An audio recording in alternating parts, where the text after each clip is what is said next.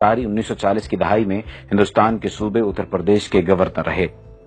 अंग्रेज हुकूमत ने ये उन्हें अहम ओहदा इसलिए अता किया कि वो मुस्लिम लीग और कांग्रेस की सियासत से लाताल्लुक होकर अंग्रेजों की वफादारी का दम भरते थे।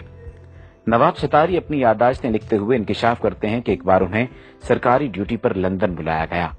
उनके एक पक्के अंग्रेज दोस्त ने, जो हिंदुस्तान में कलेक्टर रह चुका था, नवाब साहब से कहा, आइए आपको एक ऐसी जगह की सैर कराऊं जहां मेरे ख्याल में आज तक कोई हिंदुस्तानी नहीं गया होगा। नवाब साहब खुश हो गए। अंग्रेज कलेक्टर ने फिर नवाब साहब से पासपोर्ट मांगा कि वो जगह देखने के लिए हुकूमत से तहरीरी इजाजत लेनी जरूरी थी। 2 रोज बाद कलेक्टर इजाजतनामा साथ ले और कहा, हम कल सुबह चलेंगे, लेकिन मेरी मोटर में सरकारी मोटर वहां ले जाने की इजाजत नहीं। अगली सुबह नवाब साहब और वो अंग्रेज मंजिल की तरफ रवाना हुए। शहर से बाहर निकलकर बाएं तरफ जंगल शुरू हो गया। जंगल में एक पतली सी सड़क मौजूद थी। जूं-जूं चलते गए जंगल घना होता गया। सड़क के दोनों जानिब ना कोई ट्रैफिक थी, ना कोई पैदल मुसाफिर। नवाब साहब हैरान बैठे इधर उधर देख रहे थे। मोटर चलते चलते आधे घंटे से ज्यादा वक्त गुजर गया। थोड़ी देर बाद एक बहुत बड़ा दरवाजा नजर आया। फिर दूर सामने एक निहायत वसी और अरीज इमारत दिखाई दी। उसके चारों तरफ कांटेदार झाड़ियां और दरख्तों की ऐसी दीवार थी जिसे अबूर करना मुमकिन न था। इमारत के चारों तरफ जबरदस्त फौजी पहरा था। इस इमारत के बाहर फौजियों ने पासपोर्ट और तहरीरी इजाजतनामा गौर से देखा और हुक्म दिया कि अपनी मोटर वहीं छोड़ दें और आगे जो फौजी मोटर खड़ी है उसमें सवार हो जाएं। नवाब साहब और अंग्रेज कलेक्टर पहरेदारों की मोटर में बैठ गए। अब फिर इस पतली सड़क पर सफर शुरू हुआ। वही घना जंगल और दोनों तरफ जंगली दीवारों की, दरख्तों की दीवारें। नवाब साहब घबराने लगे तो अंग्रेज ने कहा, बस मंजिल आने वाली है। आखिर दूर एक और सिर्फ पत्थर की बड़ी इमारत नजर आई तो फौजी ड्राइवर ने मोटर रोक दी और कहा, यहाँ से आगे आप सिर्फ पैदल जा सकते हैं। रास्ते में कलेक्टर ने नवाब साहब से कहा, याद रखें आप यहाँ सिर्फ देखने आए हैं, बोलने या सवाल करने की बिल्कुल इजाजत नहीं। इमारत के शुरू में वसी दालान था। उसके पीछे मुतअद्दिद कमरे थे। दालान में दाखिल हुए तो एक बारिश नौजवान अरबी कपड़े पहने, सर पर अरबी रुमाल लपेटे एक कमरे से निकला। दूसरे कमरे से ऐसे ही 2 नौजवान और निकले।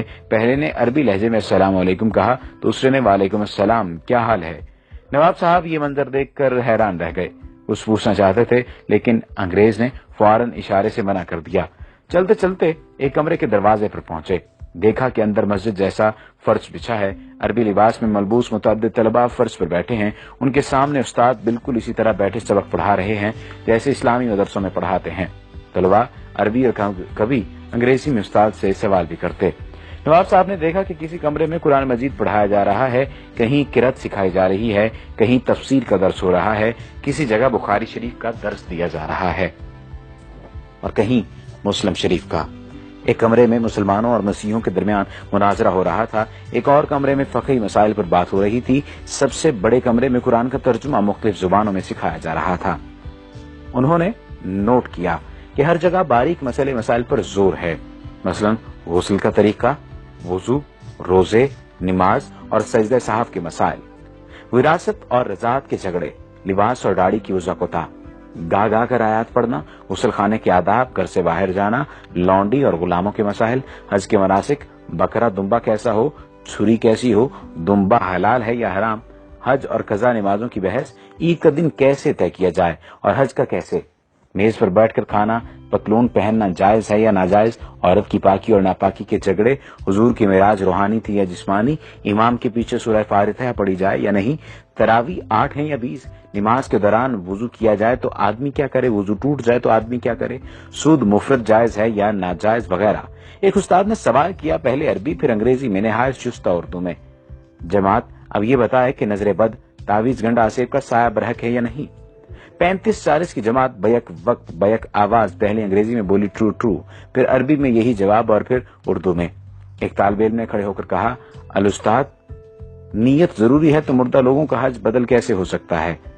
यानी अगर हज के लिए नीयत जरूरी है या किसी भी काम के लिए नीयत जरूरी है तो मुर्दा लोगों का हज बदल कैसे हो सकता है। कुरान तो कहता है हर शख्स अपने अमाल का जिम्मेदार है।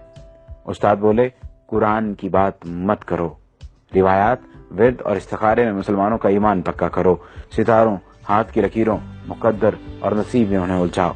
ये सब देखकर वो वापस हुए तो नवाब सतारी ने अंग्रेज कलेक्टर से पूछा, इतने अजीम दीनी मदरसे को आपने क्यों छुपा रखा है। अंग्रेज ने कहा, अरे भाई, इन सब में कोई मुसलमान नहीं, ये सब ईसाई हैं। تعلیم مکمل ہونے پر انہیں مسلمان ملکوں خصوصاً مشرق وسطی، ترکی، ایران اور ہندوستان بھیج دیا جاتا ہے۔ وہاں پہنچ کر یہ کسی بڑی مسجد میں نماز پڑھتے ہیں، پھر نمازیوں سے کہتے ہیں کہ وہ یورپی مسلمان ہیں۔ انہوں نے مصر کی جامع الازہر میں تعلیم پائی ہے اور وہ مکمل عالم ہیں۔ یورپ میں اتنے اسلامی ادارے موجود نہیں کہ وہ تعلیم دے سکیں۔ وہ سر دست تنخواہ نہیں چاہتے، صرف کھانا، سر چھپانے کی جگہ درکار ہے۔ پھر وہ مؤذن پیش امام بچوں کے لیے قرآن پڑھانے کے طور پر اپنی خدمات پیش کرتے ہیں۔ تعلیمی ادارہ ہو تو اس میں استاد مقرر ہو جاتے ہیں، جمعہ کے خطبے تک دیتے ہیں۔ نواب صاحب کے انگریز مہمان نے انہیں یہ بتا کر حیران کر دیا کہ عظیم مدرسے کے بنیادی اہداف یہ ہیں: مسلمانوں کو روایات، ذکر کے وظیفوں اور نظری مسائل میں الجھا کر قرآن سے دور رکھا جائے۔ حضور اکرم صلی اللہ علیہ وآلہ وسلم کا درجہ جس طرح بھی ہو سکے گھٹایا جائے۔ کبھی یہ کہو کہ آپ صلی اللہ علیہ وآلہ وسلم نعوذ باللہ رجل مسحور یعنی جادو زدہ تھے۔ اس انگریز نے یہ انکشاف بھی کیا کہ 1920 میں رنگیلا رسول نامی کتاب راجپال سے اسی ادارے نے لکھوائی تھی۔ اس طرح کئی برس پہلے مرزا غلام احمد قادیانی کو جھوٹا نبی بنا کر کھڑا کرنے والا یہی ادارہ تھا۔ ان کی کتابوں کی بنیاد لندن کی اس عمارت سے تیار ہو کر جاتی تھی۔ خبر ہے کہ سلیمان رشدی کی کتاب لکھوانے میں بھی اسی ادارے کا ہاتھ ہے۔ خدایا ایسا نہ ہو کہ مغرب رہن میں ہی ہمارا میرا سماج رکھ لے۔ ہے فتنہ پرور نظام عالم تو اپنے مسلم کی لاج رکھ لے۔ اب جنگل کی حویلی کے ایک مکین سے ملاقات کیجیے۔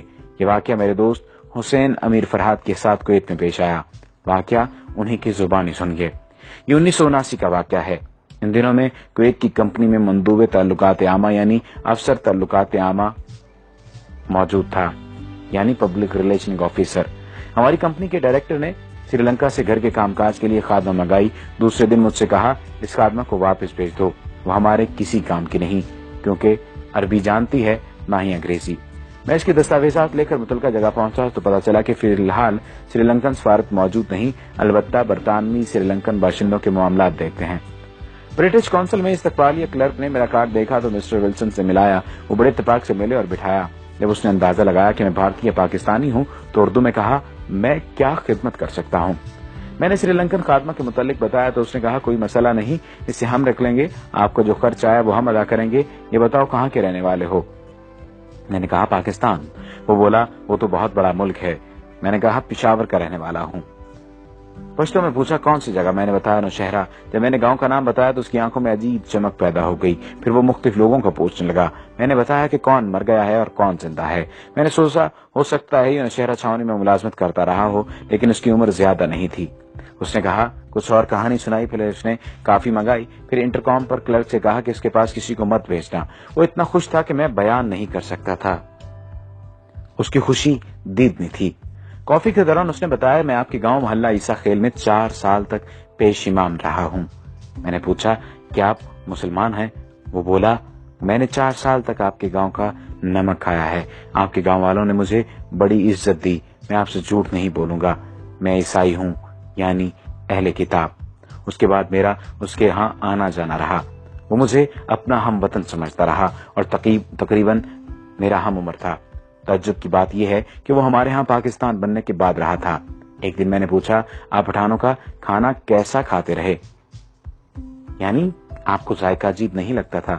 کیسے کھاتے تھے آپ؟ وہ کہنے لگا آپ لوگوں کا کھانا اتنا مزیدار ہوتا ہے کہ میں یہاں آج بھی گھر جاتے ہوئے ایرانی تندور سے روٹی لے کر موٹر میں روکی کھاتا ہوں۔ جب میں کویت سے پاکستان آ رہا تھا تو میں نے اس سے وہی سوال پوچھا جس سے وہ ہمیشہ ٹالتا رہتا تھا۔ میں نے دریافت کیا اب تو بتا دو کہ تم عیسائی ہو کر پٹھانوں کے گاؤں میں روکھی سوکھی کیوں کھاتے تھے اور پیش امام کی خدمات انجام دیتے رہے، آخر کیوں؟